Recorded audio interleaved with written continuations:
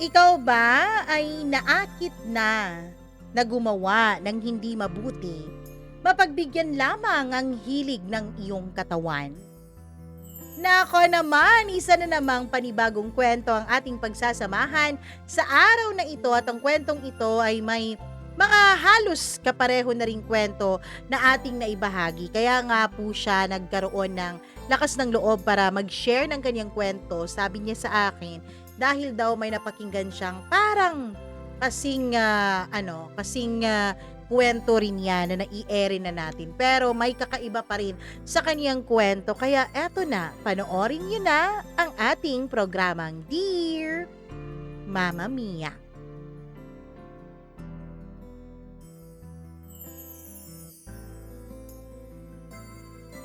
May mga lihim na nag-iinit habang mas lalo itong itinatago. May mga lihim na nagpapaligaya sa atin, kaya kahit mali ay atin pa rin itong patuloy na ginagawa. Dear Mama Mia, una sa lahat, nais kong magpasalamat dahil sa iyong programa ay meron na kaming mapagsasabihan at mapagkwakwentuhan tungkol sa mga lihim na hindi namin balak ipaalam sa iba. Tungkol sa mga sikretong nakatago sa mata ng karamihan dahil takot kami na mahusgahan. Kaya maraming salamat sa iyo, Mama Mia. Meron po akong narinig na kwento dito sa inyong programa na medyo may pagkakapareho sa naging kwento ko. Kaya lang, Mama Mia, meron ding pagkakaiba ang mga kwento naming dalawa.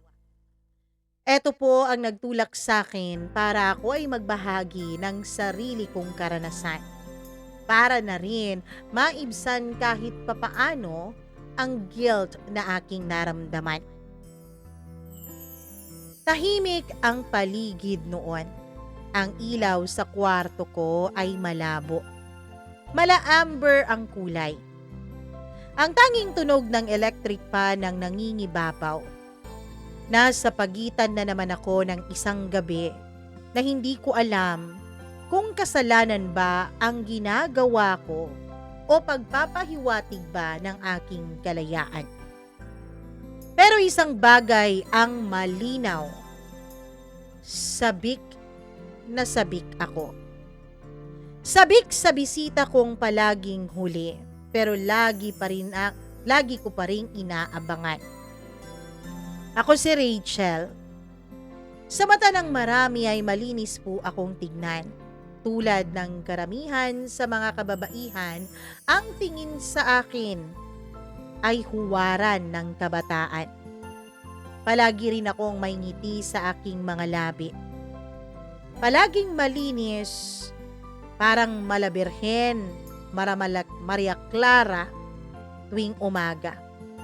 Pero kapag sumasapit na ang 10:00 ng gabi, ay nagiging ibang tao ako.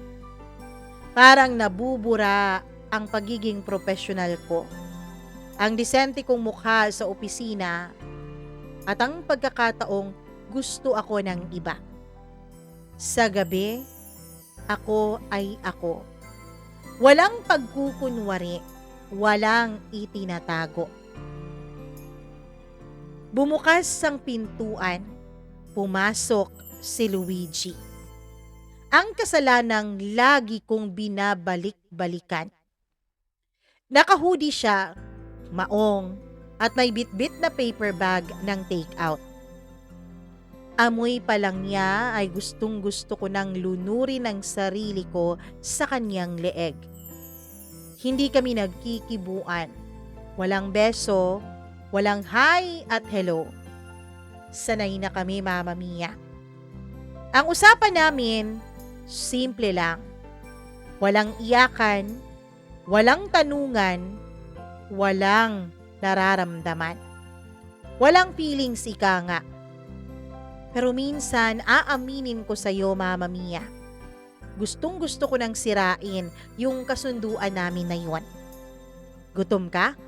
Tanong niya. Habang inilalapag ang take-out sa countertop ng kusina ko. Hindi. Sagot kong hindi naman totoo. Gutom ako. Gutom na gutom pero hindi sa pagkain. Lumapit siya sa akin. Hindi siya nagmamadali. Para bang kabisado na niya ang katawan niya. Kinakabisado din niya ang espasyo sa katawan ko. Dahan-dahan niyang hinubad ang kaniyang suot na hoodie. Tumambad ang puting t-shirt na hapit sa dibdib niya. Alam niyang tinititigan ko siya. Gusto ko siya, oo. Matagal na. Ang ganda-ganda mo ngayong gabi. Napangiti ako.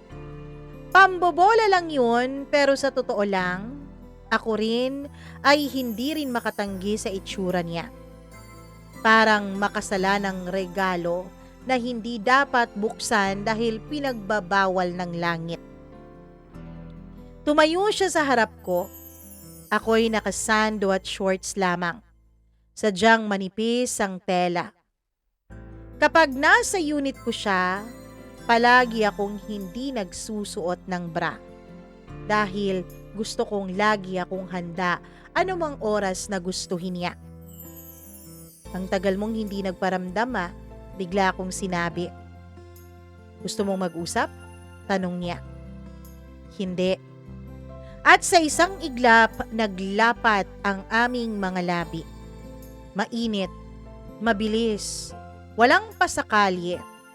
Sa bawat dampi, parang dinudurog ko ang sarili kong pride. Alam kong hindi ako dapat mahulog. Pero pag ganito kainit ang simula, paano mo naman paipigilan ang iyong sarili, Mama Mia? Sa bawat haplos niya sa balat ko, pakiramdam ko ay nawawala ako sa sarili. Hawak niya ang batok ko. Ako naman ay napapaungol sa bawat paghigpit ng yakap niya. Hinagkan niya ang balikat ko pababa sa lieg. Habang hinahaplos ang gilid ng bewang ko na para bang sinasaliksik kung may itinatago pa ba akong katinuan. Pero ito ang totoo. Wala na. Pagpasok pa lang niya ng pinto, isinuko ko na pati ang aking konsensya. Hindi kami nagtuloy sa kama. Doon kami mismo sa may counter ng kusina. Doon niya ako sinandal habang ang mga palad niya ay tila ba may sariling isip.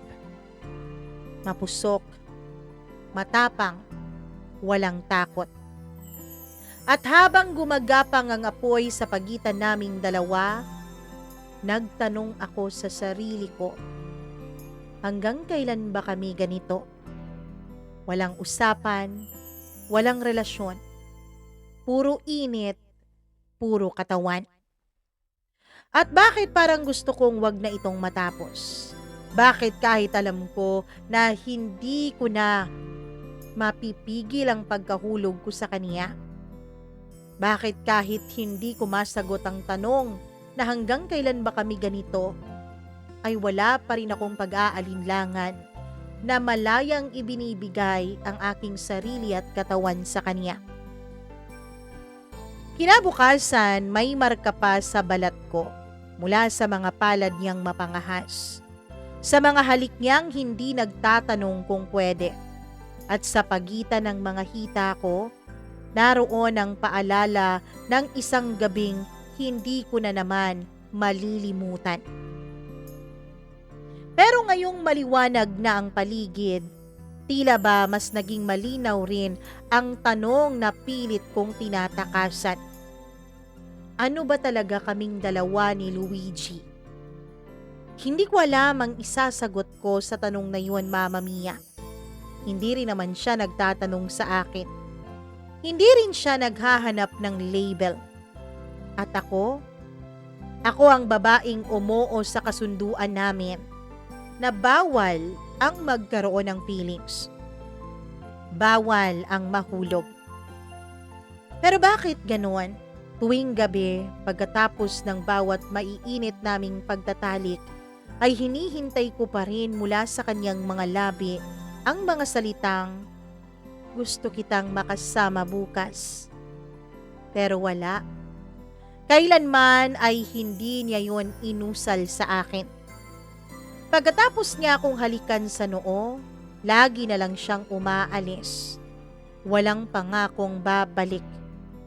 Minsan, hindi nga rin siya natutulog sa unit ko.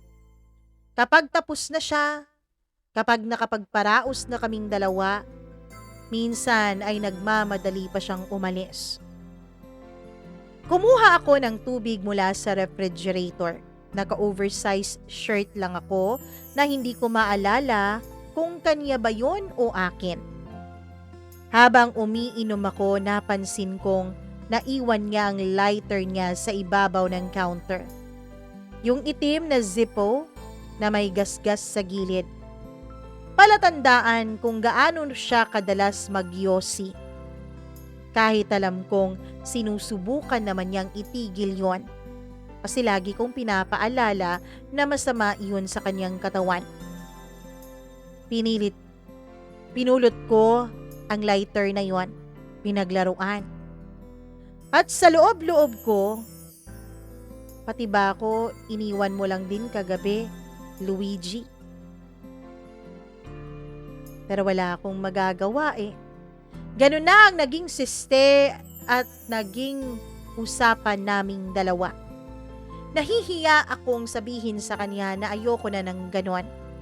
Nahihiya akong sabihin sa kanya na gusto ko lagi na lang kaming magkasama. At lagyan na namin ng label ang namamagitan sa aming dalawa. Biyernes na naman ng gabi. Madilim sa labas, pero ang loob ko, alam kong mas madilim pa doon. Tumunog ang cellphone ko. Mensahe mula kay Luigi. Andyan ka? Hindi ko agad sinagot. Tinignan ko lang ang screen. Parang inaasahan ko pa rin may kasamang I miss you o kahit man lang emoji na puso o yakap o kahit na basta may kahulugan. Pero wala, straight to the point ang tanong na yon. Nakasimangot ako habang tinatype ko ang sagot. Oo, bakit? Papunta na ako. Papunta na ako. Ganun lang. Para bang binuksan niya na naman ang pinto ng katawan ko. Kahit hindi naman niya hawak ang doorknob ng bahay ko. Isang oras ang lumipas bago siya dumating sa unit ko. Nakaupo ako sa gilid ng kama. Naka-90s na manipis. Halos kita na ang kabuuan ng aking katawan. Hindi ako nag-ayos. Kasi sa kanya, hindi ko kailangang magkunwaring disente. Sa kanya, hindi ko kailangang magkunwaring isang mahinhin na babae. Hindi ko kailangang maging presentable.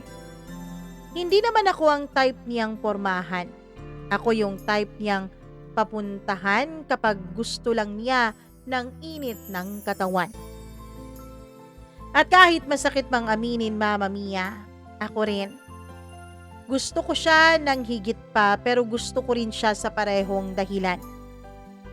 Pagpasok niya, wala siyang dalang pagkain. Diretso siyang lumapit sa akin. Inaantok ka na? Tanong niya. Umiling ako. Sakto. Sagot niya habang isinasara ang pinto. Hindi pa siya nauupo pero tinanggal na niya ang jacket niya.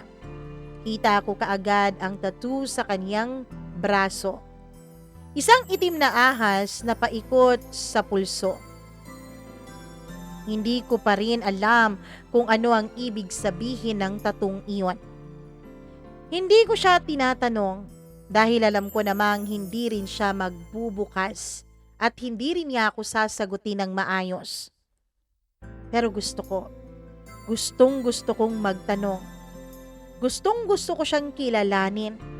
Hindi lang sa pagitan ng kaniyang mga halik, kundi sa pagitan ng mga katahimikan na namamagitan sa aming dalawa. Lumapit siya. Umupo siya sa tabi ko, Mama Mia, at tumingin sa akin. May problema ka ba? Tanong niya bigla. Hindi ko alam kung totoo O genuine ang tanong na yon? O small talk lang? Wala. Ikaw? Wala rin. Pero pansin ko ang lamig mo ngayon na. Sabi niya. Napatawa ako. Hindi dahil sa masaya ako, kundi dahil napaka-ironic. Ako na nga tong nagbibigay ng lahat ng init sa kanya gabi-gabi. Ako pa ba itong nilalamig at malamig? Siguro kasi tuwing umaga, ikaw din ang unang nawawala. Sagot ko sa kanya ng mahina pero malinaw. Tumahimik siya. Tumingin lang siya sa akin. Parang hindi niya alam kung papaano ako sasagutin. Pero sa halip na magsalita ay hinalikan niya ako. At gaya ng dati, lahat ng usapan ay natutunaw sa bawat init ng dila at labi. Hinila niya ako paibabaw sa kanyang kandungan habang unti-unti niyang tinatanggal ang suot kong manipis na 90s. Bawat hakbang niya, kabisadong kabisado ko na. Kabisado na rin niya ang katawan ko. Hindi na siya nangangapa. Para bang sinanay na niya ang sarili niya sa aking katawan at sinanay na rin niya ako sa kanya. Bawat halik, bawat kiliti, bawat haplos. Alam na alam niya kung papaano ako paganahin. Alam na alam niya kung papaano ako pauungulin. Niyakap ko siya ng mahigpit habang ang mga kamay niya ay gumagapang na tila ba may sariling mga isip. Ang bawat galaw namin ay parang sayaw na paulit-ulit, ngunit hindi rin naman nakakasawang ulit-ulitin. Pero kahit ramdam ko ang apoy sa aking katawan, may ibang apoy ang aking dibdib. Apoy na hindi na lang gawa ng libog, kundi ng tanong. Hindi mo ba talaga ako kayang mahalin? Bakit hindi mo ako kayang mahalin? Pagkatapos naming magtalik, Mama Mia, ay humiga ako sa tabi ni Luigi. Pareho kaming pawisan. Parehong tahimik at nakatingin lamang sa kisame. Paulit-ulit lang ang eksena naming ganito. Pero bakit ngayon parang may iba? Parang ang katawan ko'y kontento. Pero ang damdamin ko ay naninikip. Kontento ang katawan ko. Humupa ang init na aking naramdaman ng dahil sa kanyang mga haplos at halik. Pero ang dibdib ko ay maraming hinahanap, maraming tinatanong. May gusto ka bang sabihin sa akin, Rachel? Tanong niya habang hinihimas ang buhok ko. Ang totoo niyan, Mama Mia, gustong-gusto kong sabihin sa kanya ang lahat-lahat. Gusto kong itanong, may iba ka ba? Gusto kong itanong, bakit mo lang ako hinahanap kapag gusto mong magpalabas ng init ng iyong katawan? Gusto kong itanong, mahal mo ba ako kahit konti lang? Pero kahit sa dami ng tanong sa dibdib ko, hindi ko kayang isaboses yun sa kanya. Dahil natatakot akong masira ang mundong binuo naming dalawa. Ang mundong puno ng tahimik na kasunduan, puno ng init na naglalagablab at nang walang pasubaling pagbibigay ng hilig ng katawan. Natakot ako na baka kapag itanong ko sa kanya ang mga yon ay magbago siya ng tuluyan at hindi ko na mararanasan ang init sa kanyang piling. Wala, sagot ko habang ngumingiti ng pilit. Okay lang ako, dagdag ko pa. Tumingin siya sa akin, matagal. Parang may gusto rin siyang sabihin pero gaya ko ay pinili niyang manahimik. Nagsisiksikan ang mga imahinasyon sa utak ko. Baka tulad ko, gusto rin niyang totohanin ang lahat ng ito. Gusto rin niya ng label. Baka tulad ko, naghahanap din siya na sabihin ko sa kanyang mahal ko siya. Pero may kontrabida din sa utak ko na nagsasabing baka ang gusto niyang sabihin ay tigilan na natin tong dalawa. Baka ang gusto niyang sabihin ay may minamahal na ako. Kaya ayoko na sa'yo. Lahat ng imahinasyon na yon ay naglalaban at naglalaro sa aking isipan. Bumangon siya mula sa kama, kinuha ang yosi sa bag niya at lumabas ng balcony. Doon siya palaging nagpapausok tuwing tapos na kaming dalawa. Parang ritual, parang outlet ng guilt, o baka naman comfort zone niya yon. Hindi ko alam kung alin doon ang sagot, Mama Mia. Sumunod ako sa kanya, nakakumot lang. Nilamig ako sa ihip ng hangin pero pinili kong tumayo sa kanyang tabi. Ayaw mo bang makipagrelasyon? Lakas loob kong tanong sa kanya. Diretsahan. Nabigla nga rin ako sa sarili ko, Mama Mia. Bakit bigla ko na lang yung naitanong sa kanya? Bigla siyang tumingin sa akin, napakagat siya ng labi. Hindi ko alam kung nainis ba siya o nabigla. Bakit? Ayaw mo na ba ng setup natin? Tanong niya. Hindi ako agad nakasagot. Nangangapa ako kung ano bang dapat kong sabihin. Gusto ko pa rin naman, sabi ko.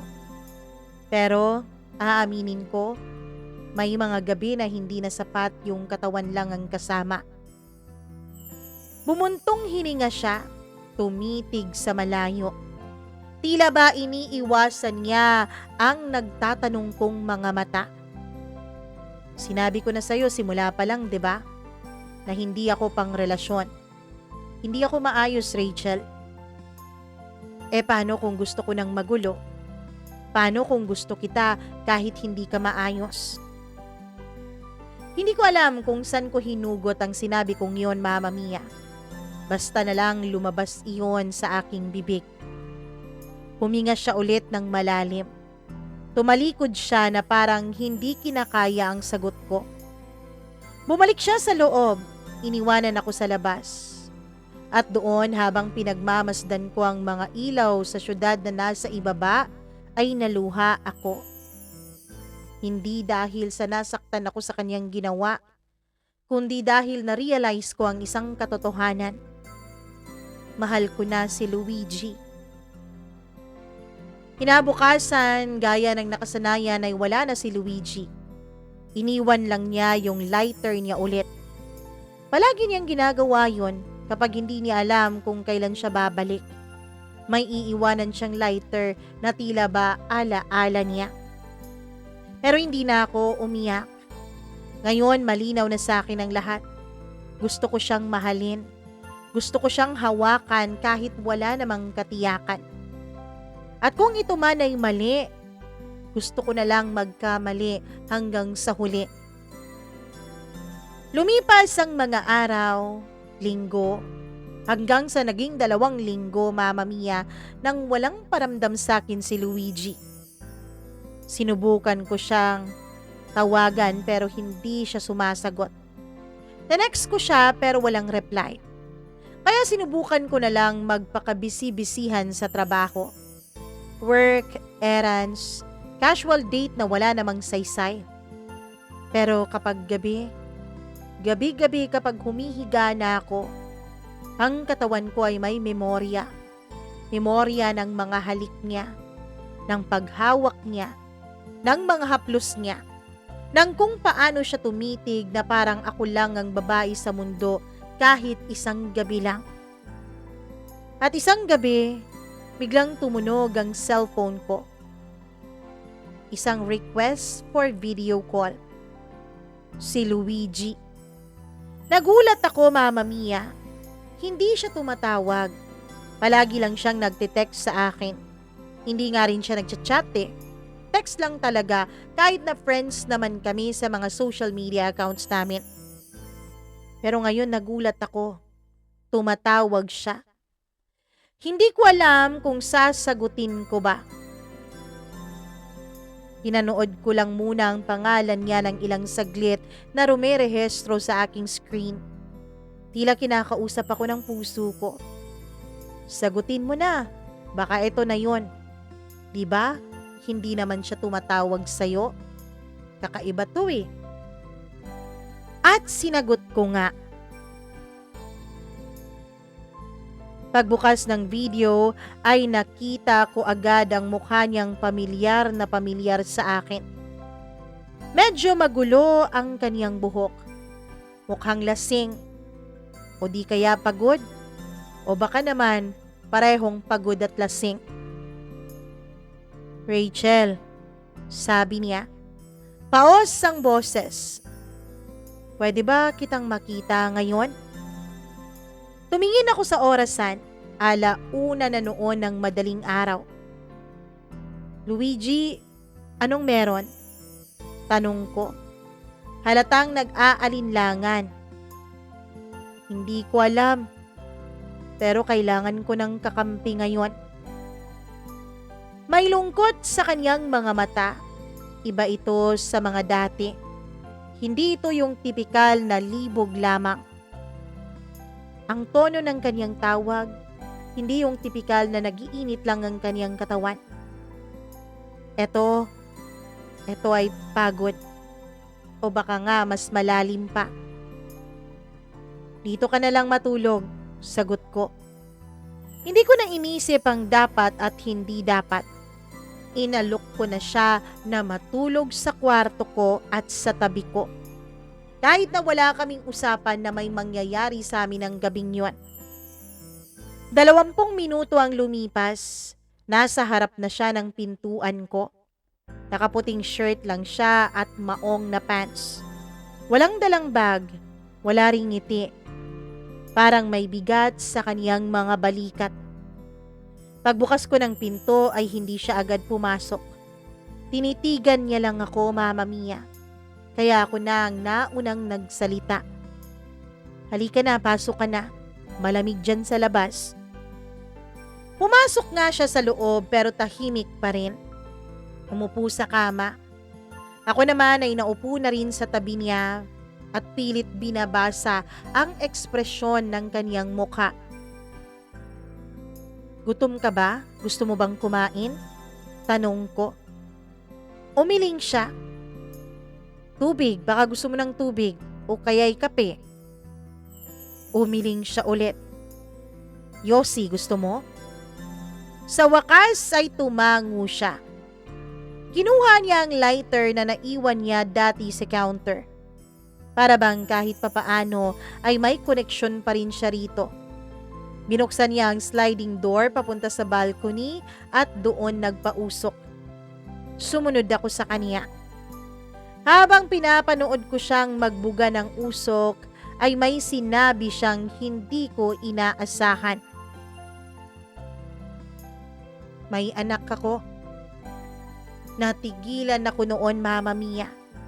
Wala kasi akong alam tungkol sa buhay niya. Akala ko mali lang ang dinig ko. Pero hindi siya tumingin sa akin habang sinasabi yon. What? Bigla akong tanong. May anak ako, lalaki. 4 na taon na. Hindi ko inaasahang sasabihin ko sa'yo to. Pero Rachel, hindi ko na kayang itago. Hindi ako nakapagsalita sa kaniyang mga sinabi. Tahimik kaming dalawa. Ilang saglit pa ay binasag ko na ang katahimikan na yon. Hindi mo ba dapat sinabi noon pa? Tanong ko. Hindi ko alam kung bakit. Siguro dahil alam kong aalis ka kapag nalaman mo. Kilala mo naman ako, Luigi. Alam mong hindi ko hinuhusgahan ng mga tao. At alam mong hindi kita huhusgahan. Alam ko, Rachel. Pero natakot ako eh. Natahimik kami ulit. Mahabang katahimikan yon habang sumisinghot at nagbubuga siya ng usok. Ilang saglit pa, ako ulit ang bumasag sa katahimikang iyon. So, may asawa ka ba? Umiling siya. Hindi, ex ko. Iniwan ko siya nung buntis pa lamang siya. Oh, Rachel, selfish ako noon. Ayokong maging ama eh. Pero ngayong nakita ko ang anak ko, parang gusto kong bumawi. At hindi ko alam kung paano. Parang binaril ang puso ko sa sinabi niya Mama Mia. Heto ang lalaking pinagkakatiwalaan ko ng aking katawan halos gabi-gabi. Pero heto rin pala ang lalaking iniwan ang kaniyang sariling anak. Hindi ko alam kung anong mas masakit. Yung wala siyang nararamdaman para sa akin o yung kaya niyang iwan ang sarili niyang dugot laman. Aaminin ko Mama Mia. Nung unang may nangyayari sa aming dalawa ni Luigi ay lagi po kaming may suot-suot na proteksyon. Hindi ako pumapayag noon na hindi kami nagpo-proteksyon. Ayoko kasing mabuntis at lalong ayokong makahanap ng sakit. Lalo't wala naman kaming label dalawa at malaya kaming gawin kahit ang anong gustuhin namin. Pero mula nung nagtagal at nagugustuhan ko na siya, ay ako na mismo ang hindi nagpapasuot ng proteksyon sa kanya. Ako na mismo ang nag-aalis ng proteksyon kapag naisuot na niya yon. Ayaw mo ba ng proteksyon? Ayaw mo na bang gumamit ng ganito? Natatandaan ko pang tanong niya sa akin nung una kong hindi siya pinagamit noon. Ngumiti ako. Kulang sa sarap eh kapag suot-suot mo yan. Sabi ko pa. At mula nga noon ay hindi na ako nagpapasuot ng proteksyon sa kanya. Hindi rin ako umiinom ng proteksyon sa sarili ko para hindi ako mabuntis. Kaya natakot ako nung nalaman kong may anak pala siyang iniwanan niya. Paano pala kapag nabuntis nga niya ako? Paano pala kapag nagbunga nga ang gabi-gabing ginagawa naming dalawa? Yung ex nga niya naiwan niya eh. Paano pa kaya ako, hindi ba? Buti na lang talaga kahit na masama akong babae. Kahit na nagpapatira ako sa hindi ko jowa, ay hindi pa rin ako pinabayaan ng langit at hindi pa rin hinayaan na mabuntis ako ng lalaking ito. Tahimik pa rin kaming dalawa pagkatapos niyang umamin. Hindi siya nagsasalita hanggang sa tinanong ko na siya. Ano ba ako sa'yo, Luigi? Tanong ko. Hindi siya sumagot. Ilang saglit. Tatalikuran ko na siya at papasok na sana ako sa loob nung bigla siyang nagsalita. Ikaw ang tanging pinupuntahan ko kapag hindi ko na alam ang gagawin ko sa buhay ko, Rachel. Napangiti ako, Mama Mia, pero may luha sa aking mga mata. At anong klaseng role ba yun? Tagasalo? Takbuhan? Hindi. Tahanan. At sa simpleng salitang iyon, Mama Mia, ay nawala ang galit ko. Hindi ko alam kung bakit, pero naisip ko, siguro lahat tayo may bahaging hindi pa buo. At minsan, may taong handang tanggapin ang pagkabiyak natin. Kahit pa wala naman silang obligasyon na tayo ay buuin muli. Dahil sa kanyang sinabi ay hindi ko na napigilan ang sarili ko. Yumakap ako sa kanya, mahigpit na mahigpit. Sa gabing yun, Mama Mia, sa unang pagkakataon na nagsama kaming dalawa at naglapit ang aming mga katawan, ay walang nangyaring maiinit na tagpo. Walang halik, walang init, walang pagnanasa, walang libog, kundi katahimikan lamang. Sa unang pagkakataon, natulog si Luigi sa kama ko na nakayakap sa akin. Hindi dahil sa pagnanasa, kundi dahil sa pagod, sa sakit, at sa kagustuhang maramdaman niya na hindi siya nag-iisa. Mula noong gabing yun, naging iba si Luigi. Hindi siya agad nawawala kinabukasan. Namumulat ako na andito pa siya sa tabi ko. Naghihilik pa nga ako minsan.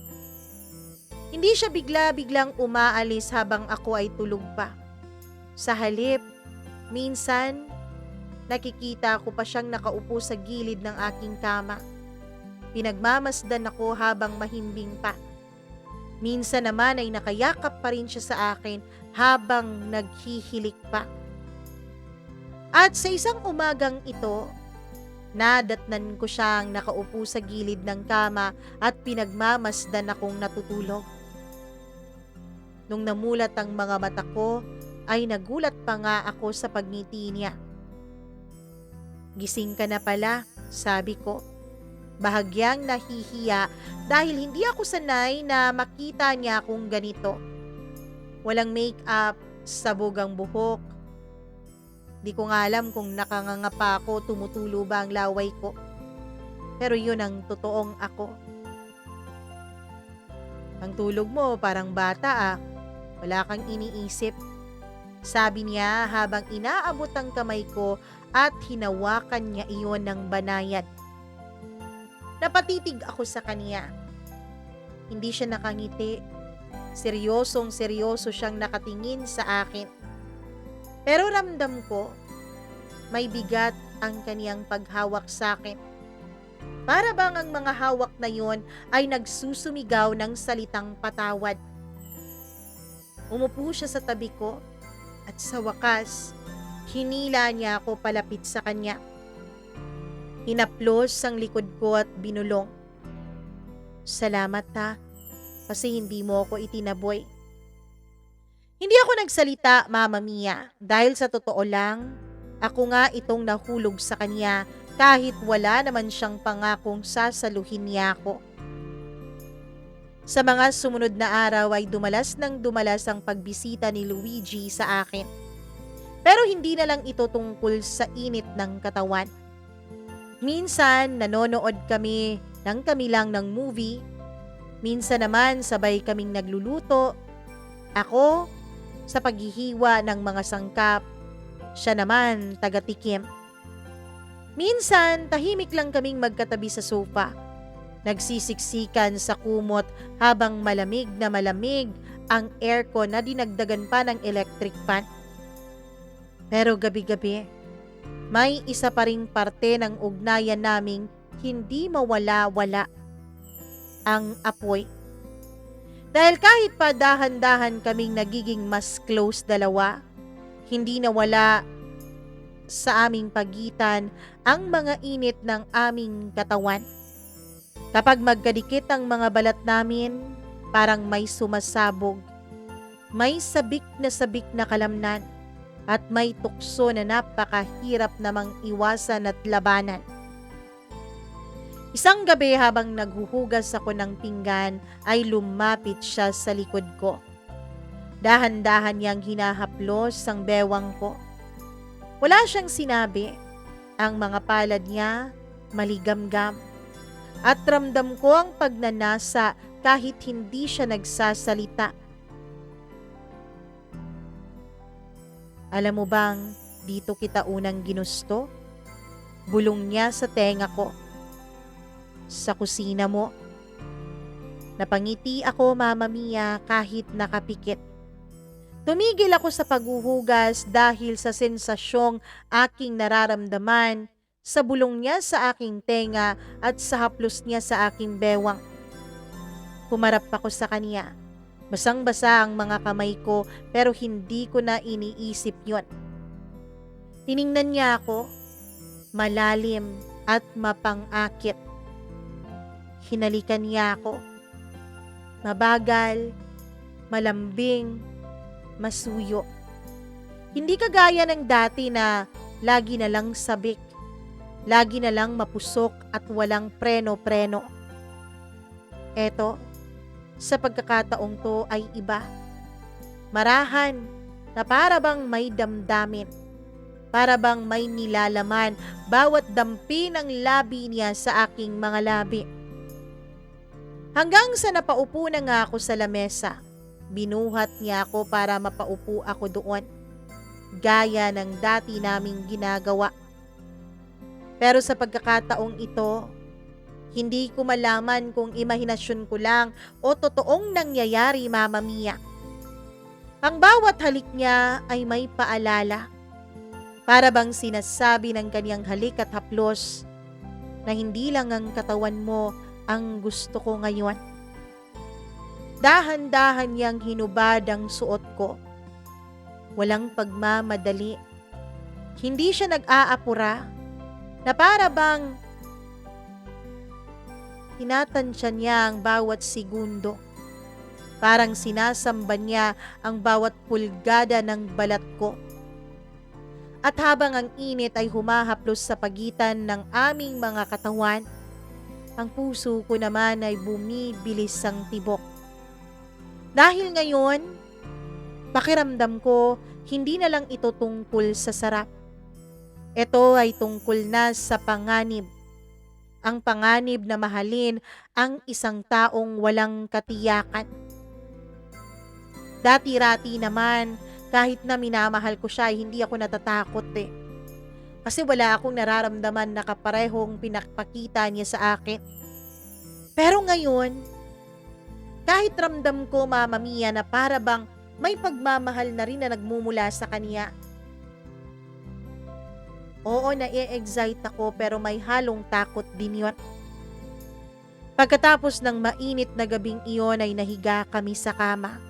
Magkayakap. Natulog ako sa kanyang dibdib. At bago tuluyang pumikit ang aking mga mata at bago ako tuluyang agawin ng antok, ay narinig kong bumulong siya sa aking tenga.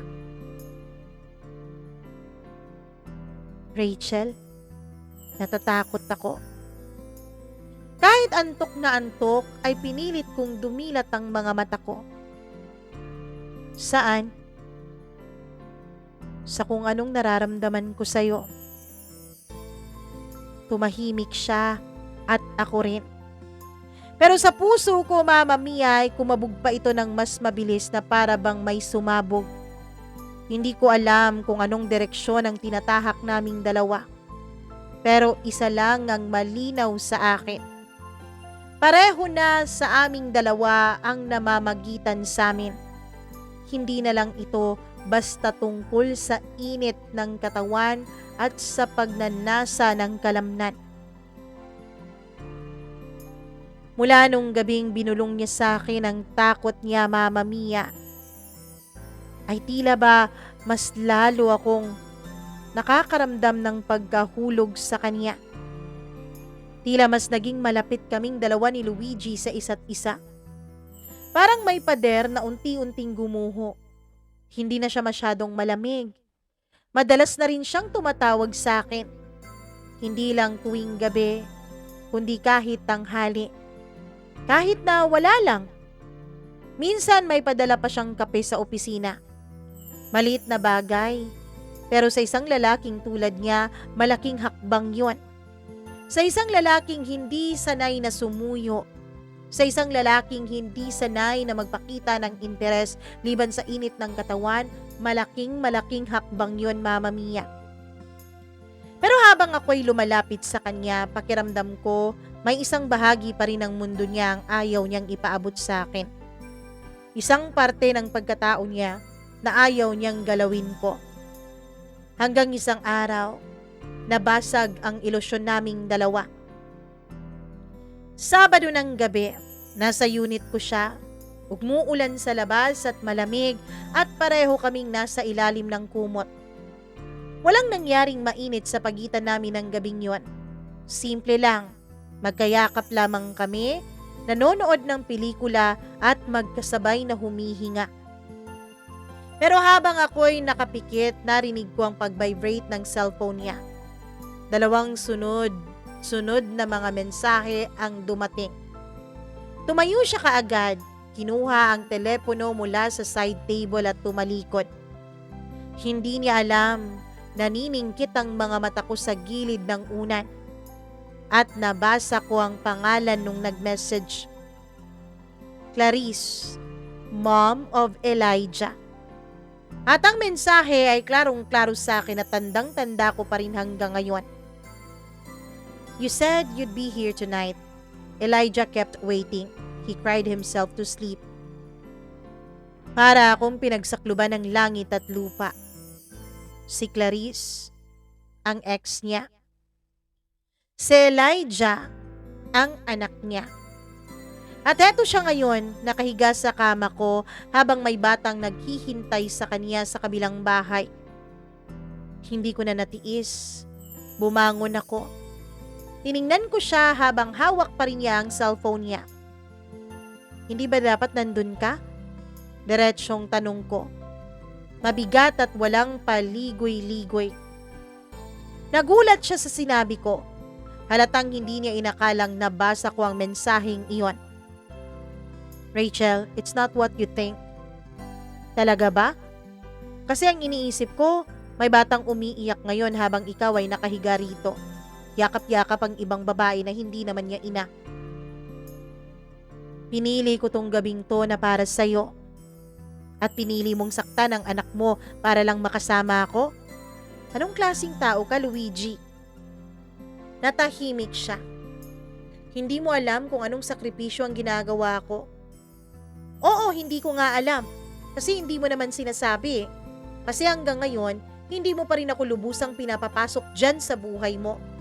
Puro bits and pieces lang. Kahit konting yakap, konting halik.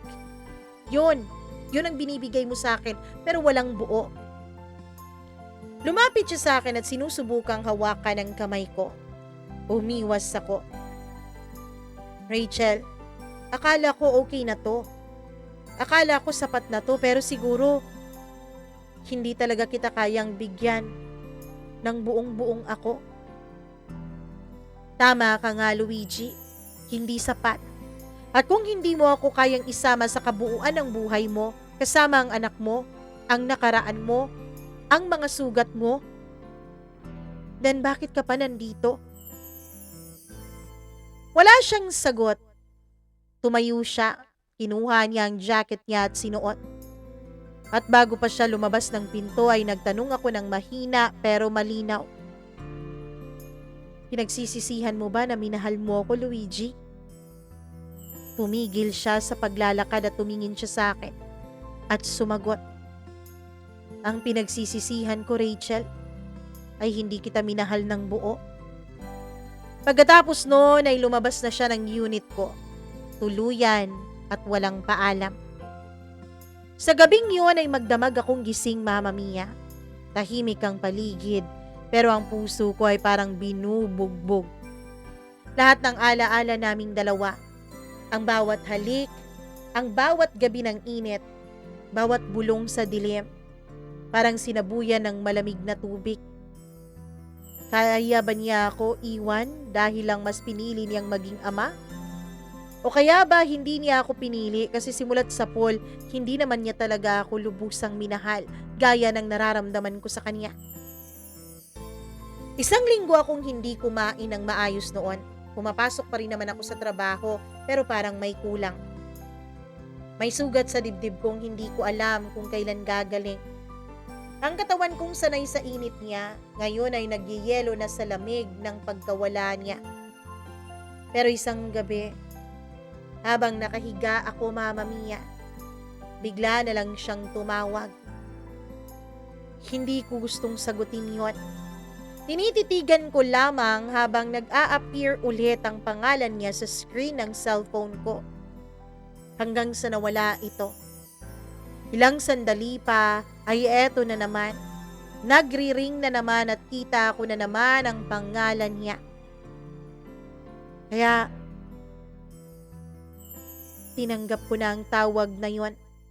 Sinagot ko na ang tawag na yon, Mama Mia. Pwede ba akong makabalik? Tanong niya. Yun ang naging tanong niya. Tanong mula sa lalaking iniwan akong basag, tuliro at gutom. Hindi sa katawan kundi sa paliwanag. Sa pagsagot sa tanong na bakit hindi ako sapat. Bakit hindi niya ako kayang isali ng tuluyan sa kanyang buhay? Ilang segundo ng katahimikan. Ako lang ang nakakarama ng bigat. Siya, tila normal lang ang pagbitaw ng mga salitang yon. Bakit ngayon? Tanong ko. Bakit hindi noon habang inaantay kita gabi-gabi? Bakit nung umiyak ang anak mo? Bakit hindi mo sinabi sa akin ang totoo? Bakit kailangang may masakripisyo para piliin mo yung isa?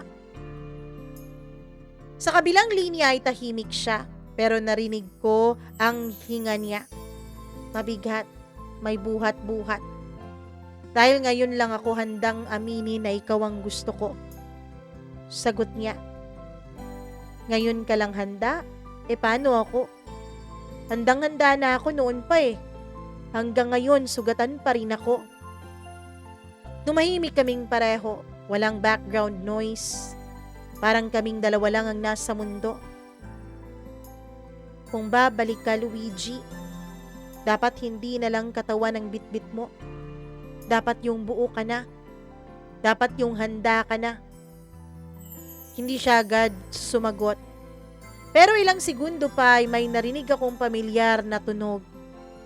May katok mula sa pinto ng unit ko. Bumukas yun. Hindi ko alam na hindi ko pala yun na-ilock. Napatayo ako mula sa kama. Bumukas ang ilaw sa sala at sa harapan ko nakatayo na si Luigi. Hawak niya ang bag niya. Basa ang balikat, siguro dahil sa ulan. Pero hindi yun ang una kong napansin. Ang napansin ko ay ang namumugto niyang mga mata. Sorry, sabi niya. Isang salitang simple pero punong-puno ng luha at tinik. Nilapitan ko siya. Mabagal akong naglakad papunta sa kanya. Tiningnan ko siya mula ulo hanggang paa. Wala akong ibang nakita kundi pagod. At sa likod ng pagod na yon, nandun yung lalaking kahit papaano ay minahal ko ng totoo. Bakit ka ba talaga nandito? Tanong ko. Kasi kahit anong init ang ibigay sa akin ng ibang katawan, ikaw lang ang may apoy na hindi lang panandalian. At sa sagot niyang iyon, wala na akong ibang sinabi. Hinila niya ako papunta sa kanya. Niyakap niya ako ng mahigpit na para bang takot na takot siyang mawala ulit ako. Sa gabing yun ay hindi ako lumaban. Ngunit alam kong hindi pa ito ang katapusan. Dahil habang ang katawan namin ay muling naglapat ng mas mabagal, mas marahan at mas puno ng pag-aalaga, ramdam ko pa rin sa puso ko ang sugat mamami niya. Dumampi ang mga halik niya sa leeg ko, sa balikat ko, sa puson ko. Pero sa bawat kiliting ibinibigay niya sa aking katawan, ay may kasamang pangambang baka bukas, wala na naman siya. Hindi kami nagmadali ng gabing yon. Wala na yung dating kagat ng libog. Wala na yung habol hiningang bangis. Ang meron na lang, dalawa kaming wasak. Napilit binubuo ang isa't isa sa gitna ng pagitan ng init at damdamin. Pagkatapos na magsanib ng aming mga katawan, magyakap at huminga ng sabay, ay humiga na kami. Nakapatong ang kamay niya sa tiyan ko. Alam mo bang takot na takot akong mahalin ka? Bulong niya sa tenga ko. Hindi ka nag-iisa. Pero gusto kong subukan. Sagot naman niya. Kinabukasan, hindi siya umalis. Nagluto siya ng agahan. Sinabayan ng pagkakape. At habang pinagmamasdan ko siya, basang buhok, pawis sa noo, simpleng shirt lang, nasabi ko sa sarili ko, paano naging ganito ang isang relasyon na sinimulan lang sa nag-init na katawan at sa libog na nararamdaman? Ang sagot ay hindi ko rin alam. Pero ang alam ko, narito siya ngayon. At sa unang pagkakataon, hindi na lang katawan niya ang kasama ko. Kasama ko na rin ang puso niya. Sugatan man, pero totoo. 2 buwan na mula nung bumalik sa buhay ko si Luigi. At sa 2 buwang yon ay naging iba na talaga siya. Hindi na siya bigla-biglang umaalis sa madaling araw. Hindi na siya palihim kung makipag-usap sa nanay ng anak niya. Hindi na lang siya dumarating kapag gusto niyang makaraos. Kundi kahit walang gustong gawin, basta gusto niya lang akong makita, ay bigla-bigla siyang dumarating. Pinakilala na rin niya ako sa anak niya. Isinama na rin niya ako sa mga plano niya. Minsan, dinala niya si Elijah, yung kanyang anak. Noon ay hindi pa niya ako pinakilala bilang special someone. Noon, ang sinabi niya ay kaibigan niya ako. Pinaliwanag naman niya sa akin na kailangang dahan-dahanin muna niya yung bata. Dahil alam niyang marami itong magiging tanong. Kasi nakikita ni Elijah sa mga kaklase niya. Kasi nag-aaral na ng nursery ang bata. Nakikita niyang papa at mama ang laging magkasama. Alam niyang hindi niya ako mama kaya maguguluhan ang bata. Pero kahit na kaibigan lang ang pakilala niya sa akin, sa tuwing magkasama kaming 3 ni Elijah ay para kaming iisang pamilya. Si Luigi na dati ay laman lang ng kama at gabi ko, ngayon ay nagiging bahagi na rin ng buong araw ko. Ng umaga ko, ng buhay ko, ng mga pangarap ko, ng mga panaginip ko. Pero sa kabila ng mga pagbabagong yon ay hindi pa rin nawawala sa puso ko yung takot. Lagi ko pa rin tinatanong ang sarili ko, hanggang kailan kaya ito? Paano kung mangyayari yung nakikita ko sa pelikula? Paano kung magkasakit yung bata? Tapos naisin niyang magkasama ang nanay at tatay niya? Anong laban ko doon? Isang gabi habang yakap-yakap ko si Luigi ay tinanong ko siya. Kung wala tayong sinimulang katawan, sa tingin mo ba, minamahal mo pa rin ba ako? Hindi siya kaagad sumagot pero niyakap niya ako ng mas mahigpit. Hindi ko alam at hindi ko rin masasagot yan. Pero ang alam ko, masaya ako at sinimulan natin. Kahit na mali nung umpisa. Lumipas ang mga araw. Hindi kami perpekto ni Luigi. May mga away at tampuhan din kaming dalawa. Minsan naroon pa rin ang mga dating sakit. Pero mas madalas, natututo na kaming piliin ang isa't isa sa kabila ng hindi namin pagkakaintindihan. Hanggang isang gabi, habang kami ay nag-aayos ng dinner, ay may sinabi siyang nagpatigil ng buong mundo ko. Babe, gusto mo bang tumira na tayo sa iisang bahay? Napatigil ako. Hindi ko agad alam ang isasagot ko. Biro lang ba niya yun o seryoso siya sa kanyang sinabi? Luigi, sigurado ka ba? Sigurado akong pagod na akong umalis tuwing umaga. Sigurado akong gusto kong magising sa tabi mo. Sigurado akong gusto kong isama ka sa umaga ko at hindi lang sa gabi ko. Tumulo ang luha sa mga mata ko, Mama Mia. Hindi dahil sa saya lang, kundi dahil sa wakas. Yung relasyong inakala kong panandalian lang ay binibigyan na ng puwang para tumagal. Pero sabi nga nila, Mama Mia, hindi lahat ng maganda ay walang kabayaran. Isang araw ay dumating ang ina ni Elijah, si Clarice. Tumawag siya kay Luigi habang magkasama kaming dalawa. So, siya pala ang rason kung bakit gustong-gusto mo nang maglaro ng bahay-bahayan ngayon. Siya pala yung F-body mo. Diba?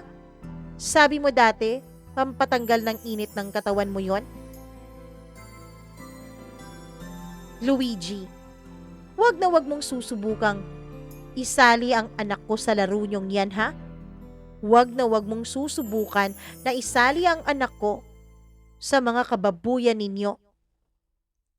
Narinig ko lahat ng sinabi ng Clarice kasi nasa speaker siya. At sa sandaling yon, naramdaman kong bumagsak ulit ang mundo ko. Oo nga, F-body lang ako. Yun ang totoo. Yun ang pinanggalingan naming dalawa. Isa sa tanong ko noon, Mama Mia, paano nalaman ng Clarice na yon na F-body nga ako ni Luigi?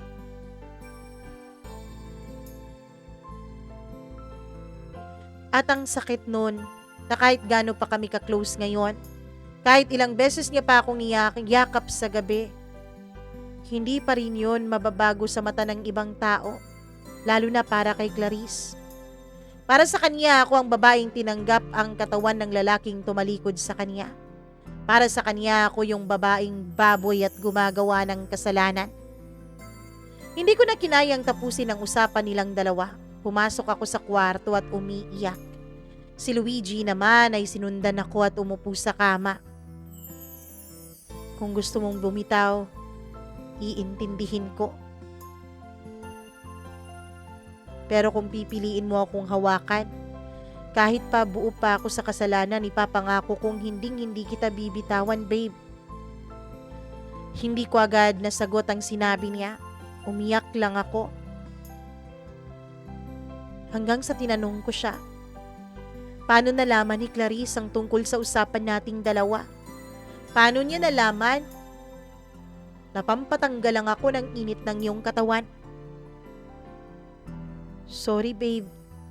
Dati kasi nabanggit kita sa kanya eh. Nagtanong kasi siya kung may karelasyon ako. Hindi ko pa alam noon at hindi ko pa nare-realize noon ang halaga mo sa buhay ko. Hindi ko pa alam na minamahal na pala kita at nabanggit ko yon. Hindi ko naman alam na gagamitin niya yun laban sa iyo eh. Umiyak ako ng umiyak. Hanggang sa naramdaman ko ang mga palad niyang yumakap sa batok ko. Ang labi niyang humahalik sa noo ko. At doon ko na-realize, Mama Mia, hindi ko kailangan ng perpektong lalaki. Ang kailangan ko lang ay yung lalaking kahit na magulo ang buhay niya ay hindi niya ako iiwanan. Kahit madilim, kahit makasalanan, kahit walang katiyakan, hindi niya ako bibitawan. Kaya hinalikan ko siya. Kaya pinili ko na lumaban. Kaya pinili kong hawakan ang kamay niya sa kabila ng lahat ng panghuhusgang narinig ko sa iba. At 1 taon matapos ang gabing yon, lumipat na nga kami sa iisang bahay. Si Elijah, tinatawag na akong Tita Rach. Si Luigi naman, hindi pa rin perpekto. Minsan tahimik pa rin, naglilihim.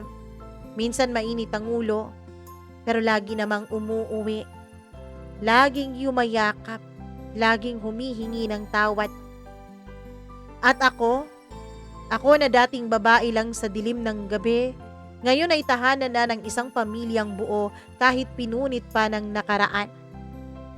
Oo nga pala, Mama Mia, ilang hakbang din ang pagginawa naming paglaban para mapatunayan kay Clarice na tunay kaming nagmamahalan. Hanggang sa nagdesisyon ito na iwanan muna sa amin si Elijah dahil mag-a-abroad siya. Tuluyan na ring natanggap ni Clarice na bahagi nga ako ng buhay ng kaniyang mag-ama. At tanggap ko rin, Mama Mia, na kahit kailan wala akong magagawa para burahin siya sa buhay ng mag-ama. Ang relasyon naming dalawa ni Luigi ay hindi namin sinimulan sa tamang paraan. At aminado kami doon, Mama Mia. Hindi kami nagsimula sa ligaw. Hindi kami nagsimula sa rosas, sa kilig, sa dinner date. Nagsimula kaming dalawa sa aming mga katawan. Katawang nag-iinit. Katawang puno ng libog. Ng kasunduang walang label. Pero ngayon ay natutunan naming gawing tahanan ng aming katawan, gawing damdamin ng libog, at gawing tunay ang relasyon na dati ay peke sa harap ng mundo. Kaya sa mga nagtatanong kung posible bang mahalin ang taong una mong minahal sa kama, ang sagot ko, base sa pinagdaanan ko ay oo. At minsan lang naman, yun pa ang pag-ibig na hindi mo aakalaing magtatagal. Sa ngayon, Mama Mia, ay 1 taon na po kaming kasal ni Luigi. Ring bearer pa nga namin noon si Elijah.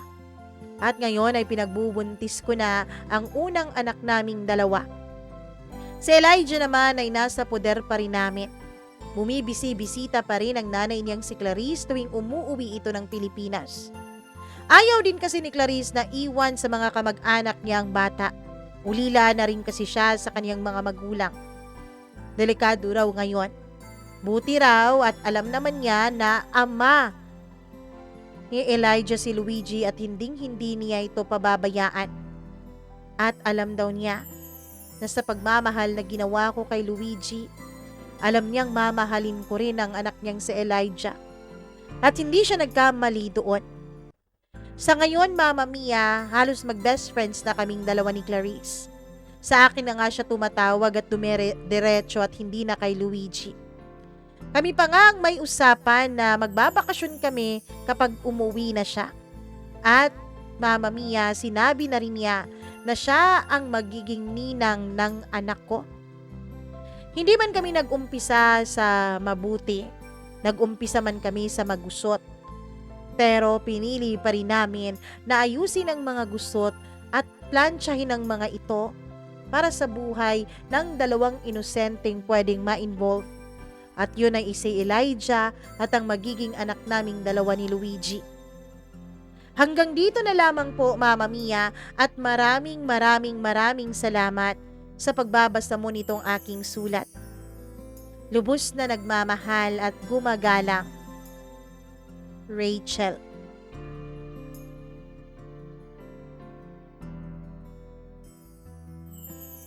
Oh, grabe nagmula sa init ng katawan, nagmula sa lumalagablab na libog.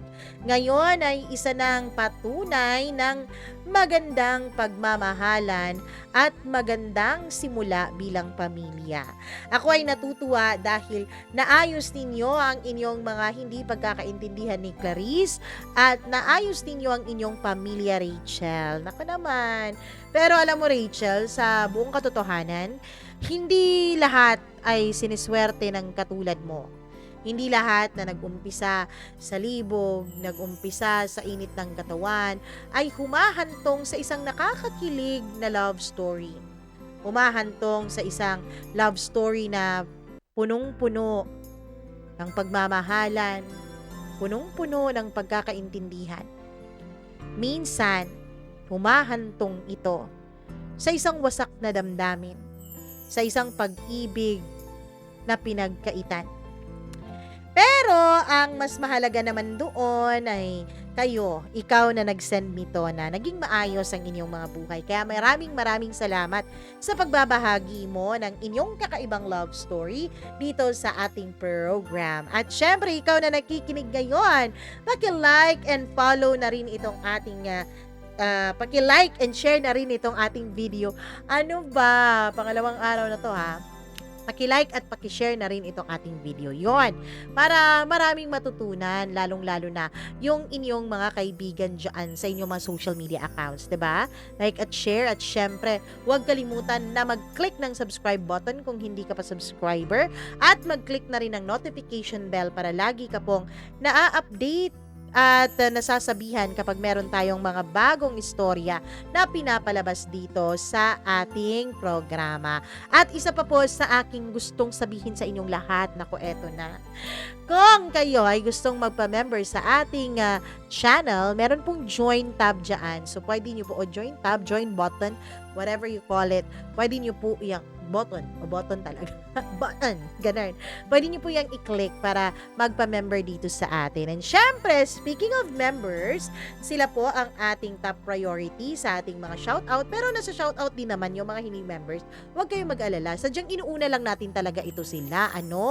Hindi nyo naman ako masisisi kung uunahin ko sila, 'di ba? Angeline Puaso, Freaky, Mila Raduban, hello rin kay Giovanni Bailong, kay Easy Gale, hi din kay Gimaras Girl, and kay G. Antorio. Maraming salamat. At syempre dun sa mga nagko-comment sa atin. Siya nga pala, nung nakaraan, ano ba yun? Kailan yun, ha? Medyo matagal na yun eh. Mga July 8. July 8 na upload. Nauna yun eh, 12 midnight siya na-upload instead of 12 noon. Kaya medyo hindi siya nagkaroon ng maraming exposure. Kaya ayun, may nangyaring hindi maganda doon. Pero anyways, hayaan na natin yon at charge to experience na lang na talagang dapat tignan at suriing mabuti, 'di ba? Hi ako kay Marvy Montesilio, maraming salamat. Dana May Soriano, hello sa'yo. Hi kay Rachel from California. Grabe, Rachel ang pangalan niya. Hi Rachel of California. Virgil Lopez, maraming salamat. Lina Ladeza, hello. Hi din kay Aksa Heliana, kay Maricel Mina, kay BTS X Army, hello sa'yo. Kay Mary Gracie Nadan, Josephina, Rhea Jane, shout out from Nice Friends. May Nice Friends ba? Ay din kay Christina Season, kay Blenda Cruz from Montalban, Rizal, maraming salamat. May Ann Corpus, arte. Jaya Diagan, Maureen Tugab, maraming salamat. Susan Boribor, Saida Vidal, Janice Villar, maraming thank you. Hi din kay Queenie Yara, kay Julieta Estralobio, Merchi Vlog Bukalig. Hi din kay Marichet Serbiano Shumi. Hi din kay Vivian Fernandez, kay The Tart Sir. Tama po ba? Hello sa'yo. LV Lapot, Maria Elena Abe, maraming salamat. Jaime Rodriguez. Judith McGovern, hello. Ashin Sheng, maraming salamat. At kay Ailis Yokom, maraming thank you. Rose Eunice Alcura Ukit, Luna Lollipop, at sa lahat ng ating mga tagapakinig, maraming salamat sa inyong lahat. Ako po ang nag-iisa ninyong Mama Mia. Charot lang. Oo, hihikayatin ko pa kayo na mag-email sa akin kung meron kayong sariling kwento ng inyong buhay. Email lamang po kayo, mamamiacdo0317@gmail.com. Once again, my name is Mama Mia. Maraming salamat sa inyong pagtitiwala at pagmamahal. Paalam hanggang sa susunod po nating kwento. Mwah! Love you!